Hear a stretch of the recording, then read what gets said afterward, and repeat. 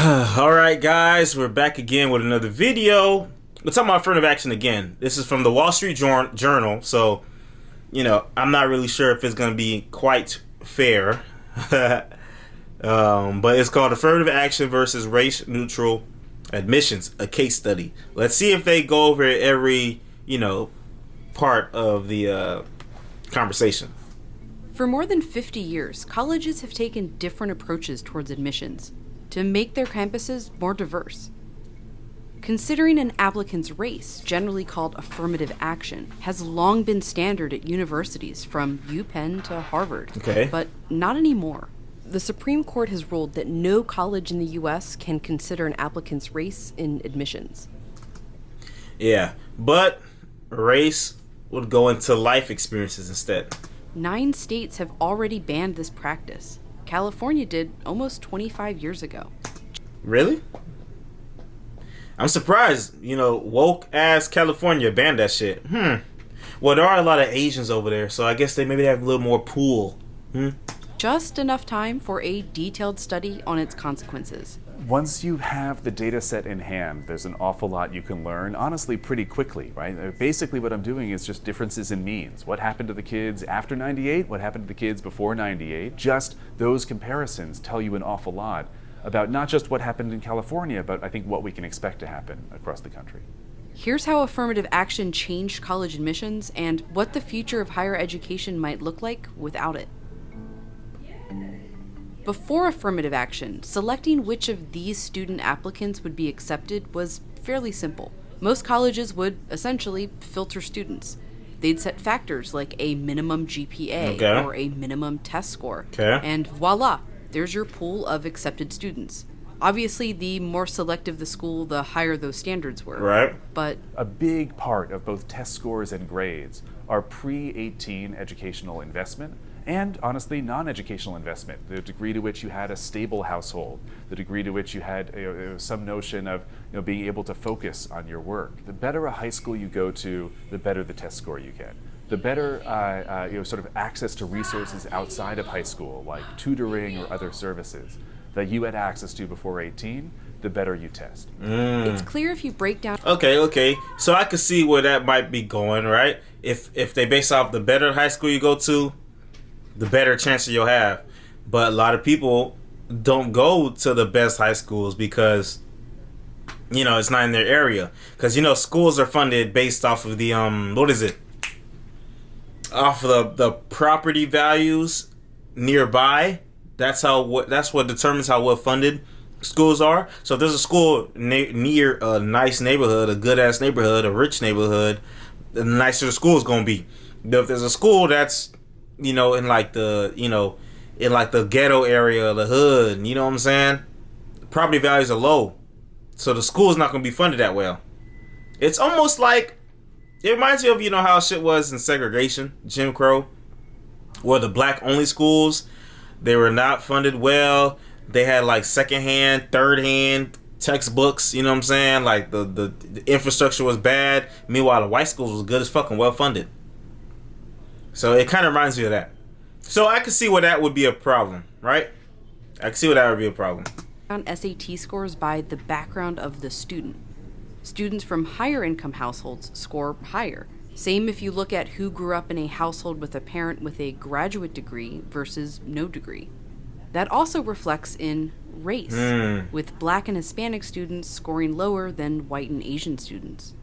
So in the 1970s, when UC Berkeley's admissions really just looked at GPA and test scores, the student population was less than 5% Black and Hispanic. Students who might have been really high ability just weren't able to get the kind of education that would lead them to the kind of high standardized tests that would get them into a school like Berkeley.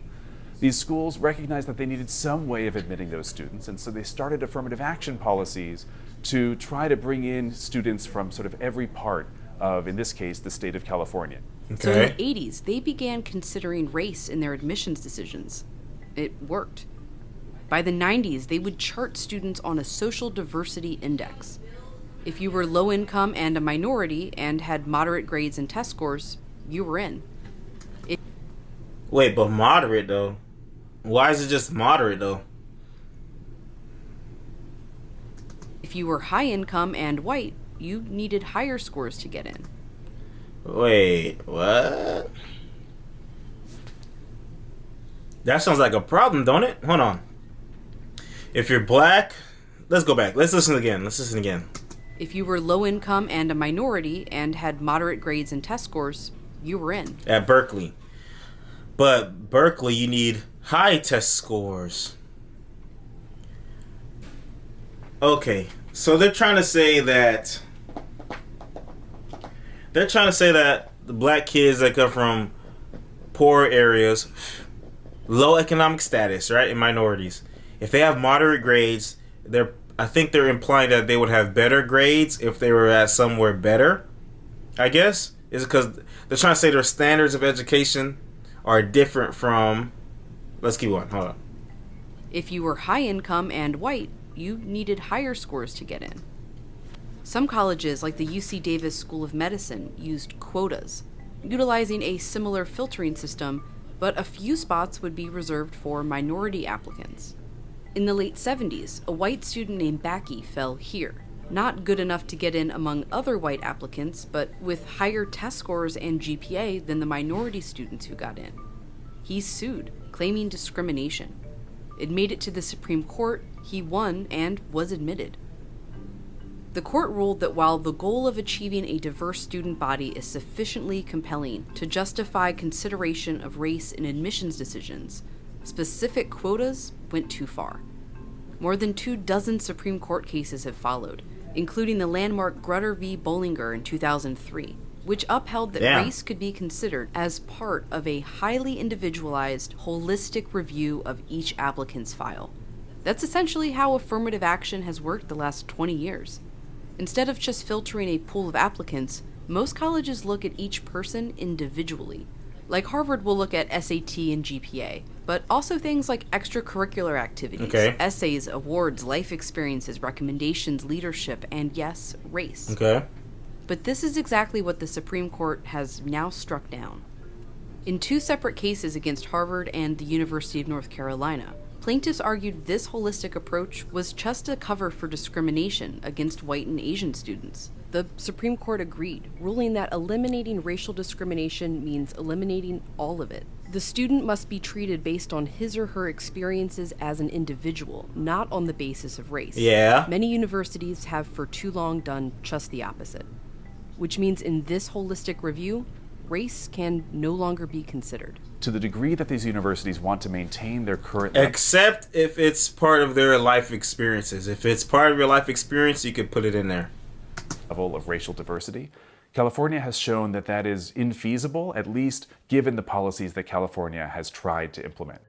In the 90s, Californians voted for Proposition 209, which banned public universities from considering race. Zach Bleemer conducted a massive study in California, following students that applied before and after Prop 209, looking at where they eventually enrolled, graduated, and then at their wage statements. So you can see, so long as they stay in the state of California, where they work and how much they earn all the way through 2020, 25 years almost after the affirmative action ban was implemented. What he found was that Black and Hispanic enrollments at more selective schools, like Berkeley, dramatically fell when they couldn't include race in their admissions process. Moderately selective schools had almost no change, but enrollment at less selective schools actually rose. Because most Black and Hispanic students didn't not go to college, they just went to less esteemed ones. Yeah, because Berkeley is more prestigious. And yeah, the black kids and Hispanic kids not hitting the marks needed to get into Berkeley. Yeah. You got this cascade effect of Black and Hispanic students on average enrolling at a university that's just a little bit less selective than the universities they used to have access to. Kids who used to go to Berkeley are now going to UC Davis. Kids who used to go to UC Davis are now going to UC Santa Cruz. What happened is pretty substantial negative ramifications for these students. They became less likely to earn STEM degrees, less likely to go to graduate school. Those with the lowest GPA and test scores became less likely to even graduate. And overall, Black and Hispanic students earned less in their careers than those admitted before Prop 209. One thing we've learned from... I don't know what I want for black people to be able to compete. You know what I'm saying? I want them to be able to compete just as well as anybody else. So how do we solve that? Affirmative action doesn't really solve it because, okay, you put them there. Are they scoring? Are they doing the same? Okay, that's what I want to know. I wonder. I actually wonder about that, right? So, okay, you're black, you come from a poor income area, and you have like moderate scores. Okay, you're able to get into Berkeley, right? Now I want to see if when they're in Berkeley, are their grades doing as well as the white kids? Since it was just, the environment and the schooling that was not up to par, are their grades just as good as the other kids that are there? That's what I want to see. But they didn't put that in here. Don't look like. From affirmative action ban. I guess that's where you can really test the theory, I guess. Is that the kids who are admitted to more selective universities as a result of race-based affirmative action tend to receive greater value from those institutions in terms of the degree to which those institutions lead them to more successful jobs or more success generally in the labor market than the white or Asian students who tend to take their places after the end of affirmative action programs. Bleemer has also studied the effects of what's called race-neutral admissions policies, which can include outreach and income-based admissions, as has Georgetown University. They both found the same result. It seems like all of these race-neutral alternatives that universities can implement have a tendency toward increasing the diversity of campuses, but they don't get you anywhere close to the level of racial diversity that's provided by race-based affirmative action. Harvard said if it were to not include race in their holistic review, Black and Hispanic enrollment will decline by almost half. Berkeley, even though it has made strides since Prop 209 to enroll more Hispanic students, the Black student population is still below where it was when it could consider race in admissions. I think we'll see declines in Black and Hispanic enrollment, potentially in some cases quite severe declines in the next couple of years. And as a result, you're going to have this sort of downward shift, Black and Hispanic students enrolling at less selective schools than they had access to previously. There's no clear silver bullet for such universities just to maintain diversity as it is right now. Yeah, there's no silver bullet. There's no magic pill that's going to solve it. How do we solve it? This one day ago. Let's look at the comments. Part of the solution might be to stop basing K through 12 schools funding on property taxes. Oh, wasn't I just talking about that shit? An area, and have all public schools funded and operated in a way so they can all be equally as good as the schools we currently only see in wealthy districts. I think Finland does this, and they have one of the most successful education systems in the world. Finland? Oh. This is the biggest proponent of the solution. Long as schools are funded by property taxes, wealthy areas will have better education and low-income areas will have worse education. How can we spend $1 billion in military but not grant states a proportionate amount for education? You know what? Whoa, hold on. California already did it. Pretty much every public school funded roughly the same per student per day. If you can choose, I would not recommend California public school system for your own kids. In Texas, the wealthy school districts have to fund the lower performing school districts. Oh. The reason this works in Finland is because they hardly have any diversity, meaning their country have a singular culture and focus. That's true. Yeah. You got to, when we talk about this stuff when it comes to numbers and people, you have to register all the different factors. Finland is all fucking Finnish people. They're all white, okay? Majority of them, they're all white people. Same culture, one nation, okay? Under God. America has so many different subcultures, so many different cultures, so many different type of people, so many different environments. Is completely different. It affects it differently. The reason it doesn't work in the U.S. is because some groups, households prioritize education more than others. For example, in New York, Asians have one of the highest poverty rates. Until 2 years ago, they were the highest. Whoa, hold on, what? In New York, Asians have one of the highest poverty rates. Until 2 years ago, they were the highest. Asians still invested the little money they had into their children's education, and the children, for the most part, went off to doing well and getting high-paying jobs. The former mayor, de Blasio, wanted to still penalize Asians in public school admissions and funding despite the high poverty rate. I don't know what he's talking about. Okay, so how do you explain the success of first-generation Asian American kids whose parents are not wealthy? Are immigrants. They hardly got the benefit of affirmative action and yet now constitute the biggest number of college graduates. Facts. So, not a lot of Asian people that, the immigrants, they come here, they're not living in the most wealthy areas, right?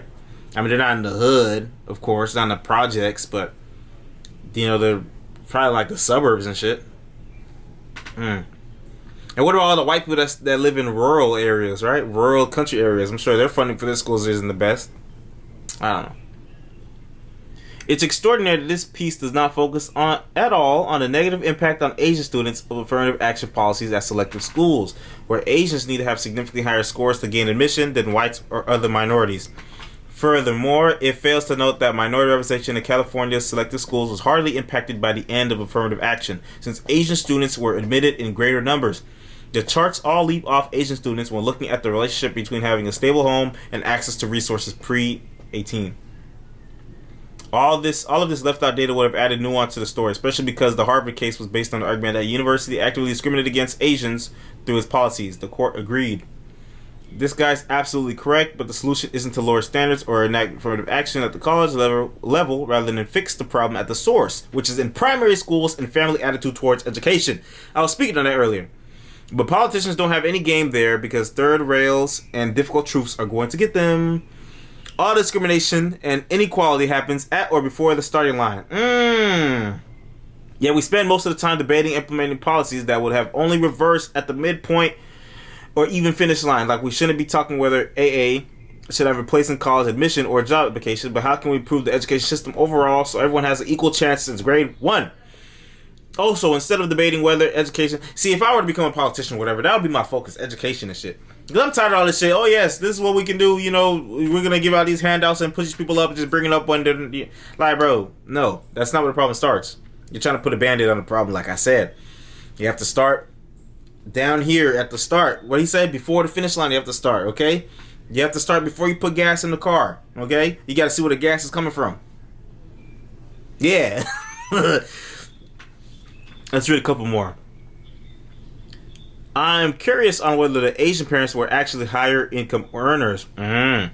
If it's not, then the argument that minority students... Let's see. Average Asian. There's so many Asians. You can't just...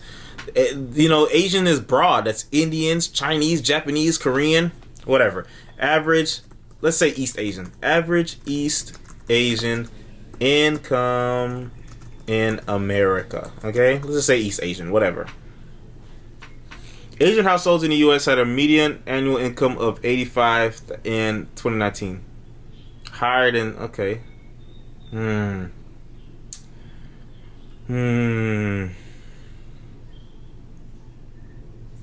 Indonesian. Okay. They come here and they do good, bro. What the freak?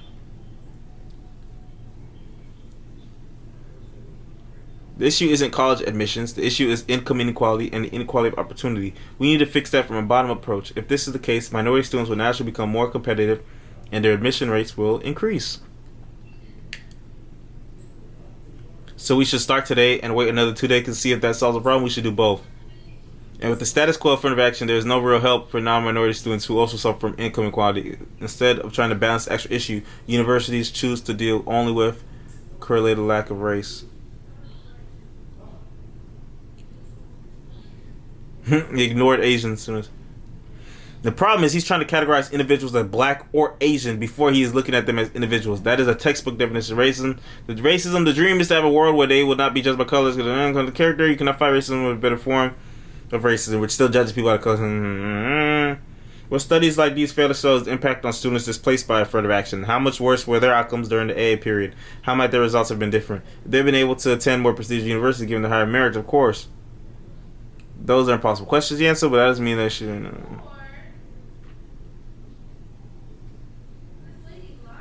This video did get to the crux of the problem with affirmative action, although it seems like the people who produced it don't realize what it is they're getting at here. When we talk about AA, it seems like that we're really getting at is how many black or Hispanic students get admitted to the highest, most Ivy League colleges in the nation, and not just colleges in general. Facts. They're talking about Berkeley, Harvard, Ivy League schools. That's what they're talking about. Because, I guess they're saying with Ivy League schools, you're more likely to get better jobs, because jobs look at what schools you come from, depending, if it's like STEM jobs and shit like that. Because I guess the Ivy League schools have the better education, whatever.